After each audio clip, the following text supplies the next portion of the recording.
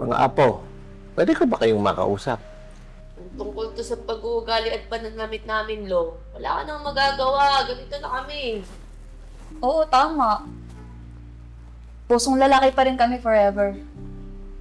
Ay nako mga apo, hindi ko na iniisip yung mga sinasabi nyo. Ayoko nang ma-stress. Meron lang akong gustong mangyari bago man lang ako mawala sa mundo. Ay, Lo. Huwag naman kayong ganyan. Malakas pa kayo sa kalabaw, ah. Hindi apo.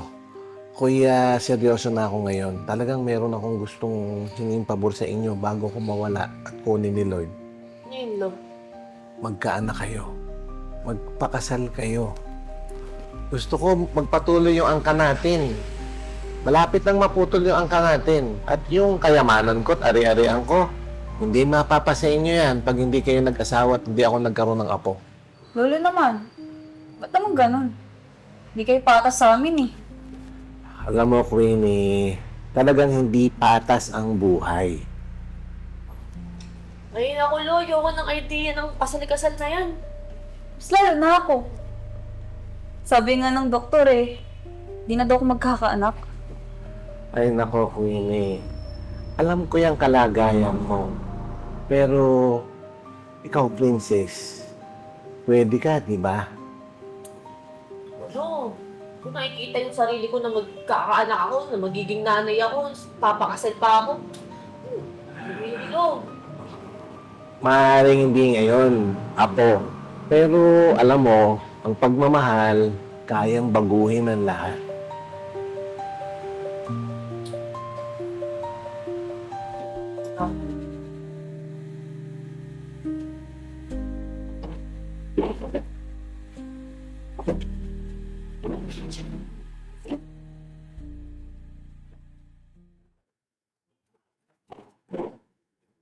Uy, Princess, gawa mo to?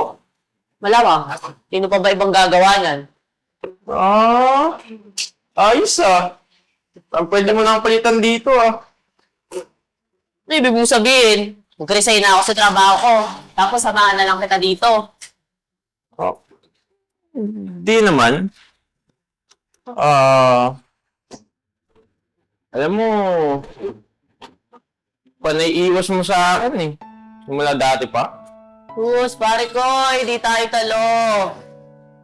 Yung sabihin no, matagal na kita kilala. Magaling. Matalino. At At matapang. Huwag mo kakalimutan yun ha, yung matapang. oo, isa na din yun. Eh, paano kaya kung tayo na lang? Pero ganun pa rin naman, pakalalaki ka. Oh, Bitoy! Di ko nga alam kung ginawa ba ako ni Lloyd para dyan eh. Para sa kasal-kasal na yan. Anak. Tapos magiging nanay. Hindi ko nakikita yung sarili ko. Eh parang mas lalaki pa nga ako sa lalaki. Kaya nga, di ba? Eh, baguhin natin. Tayo na lang, pero kahit ganyan ka pa rin ayos ang naman.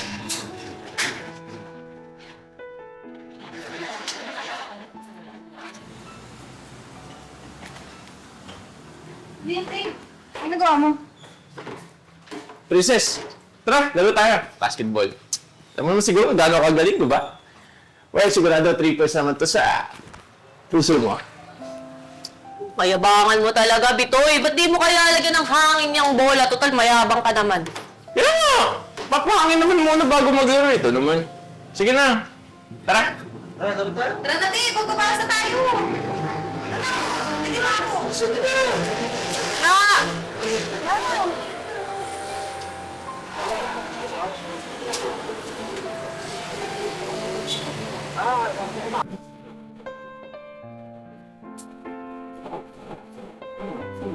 Ay!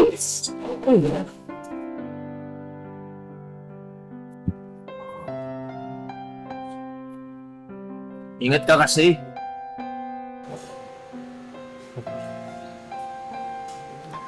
Ay! Sakit eh.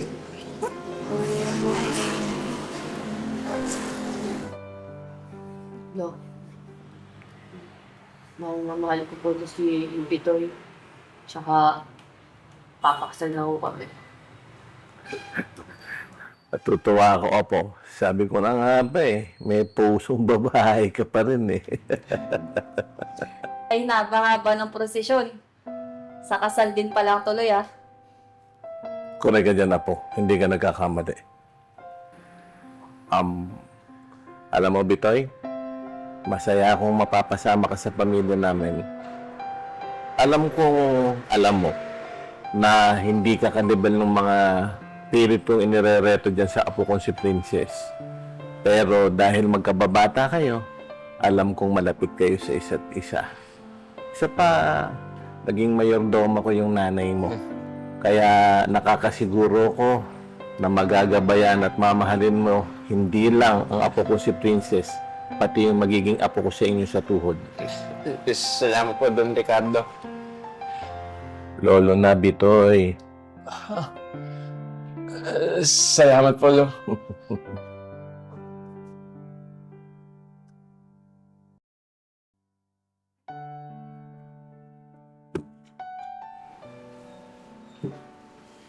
Nakakapanibago ka, tol. May baby ka na. Punong-puno ng sorpresa ang buhay. No? At nakuha ng astiging babae ang puso ko. Hey, Bitoy, ah. Alagaan mo yung utol at pamangkin ko.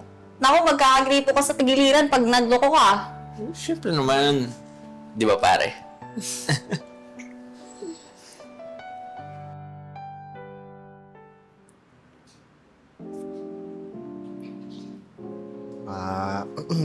Don Ricardo, baka naman, si Queenie.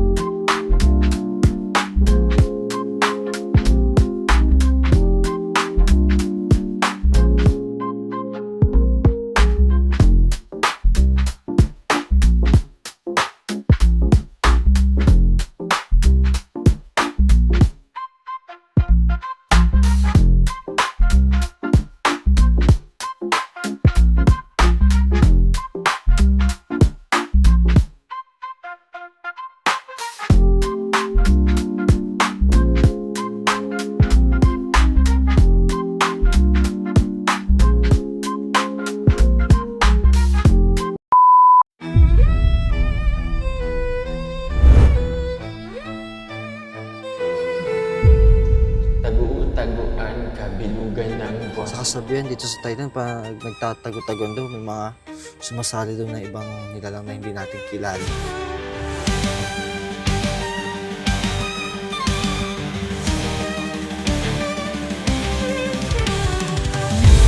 Tagu-taguan, maliwanag ang buwan, masarap magmahal kung di ka iniwan.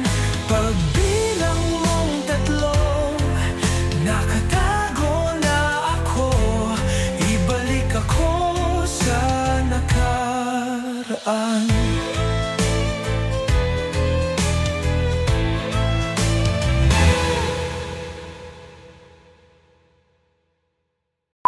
Hi guys! I'm Ea Aison. Stay connected and don't miss out on our new content. Subscribe to our YouTube channel, follow us on Facebook and TikTok.